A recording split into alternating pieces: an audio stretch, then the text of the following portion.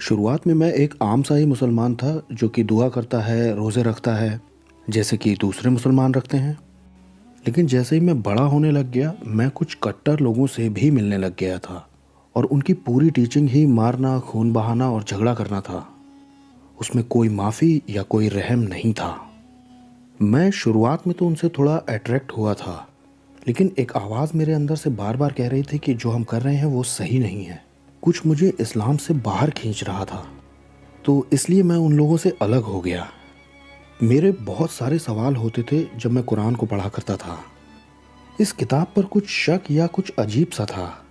कुरान ये कैसे कह सकती है कि खुदा अमन और मोहब्बत का खुदा है, जबकि उसे सबसे बड़ा दगाबाज भी बोला गया है। मैं अपनी मस्जिद के 3 मौलानाओं के पास भी गया, लेकिन उन्होंने मेरे सवालों को टाल दिया, ये बोल के कि नबी की टीचिंग्स की किताब पर मुझे कभी सवाल नहीं उठाना चाहिए। मेरी ज़िंदगी बिल्कुल अंधेरे में चली गई थी। मैंने दुआ करना, रोज़े रखना और मस्जिद जाना तक बंद कर दिया था। मैंने खुदा के वजूद को ही मानना बंद कर दिया था। और तब एक दिन हुआ यह कि मैं बीमार पड़ गया और मैं 5 हफ्तों तक बिस्तर पर ही रहा।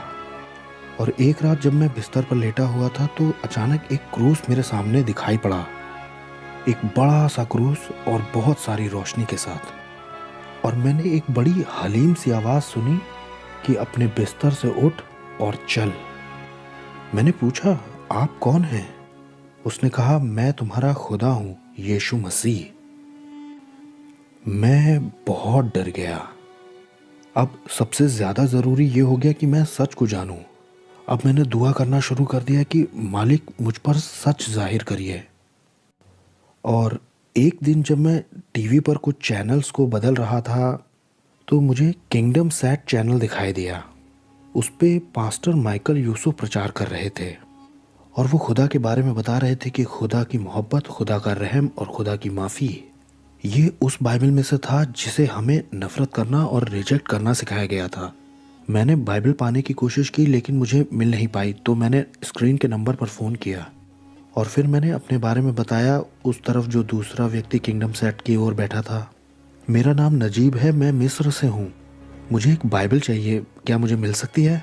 हम पूरे 1 साल तक सिर्फ मैसेज से ही बात करते रहे और मैंने उससे अपने सारे सवाल पूछे। मैंने इस्लाम पर अपना ईमान बंद किया और मैंने यीशु को अपना निजात दहिंदा कबूल किया।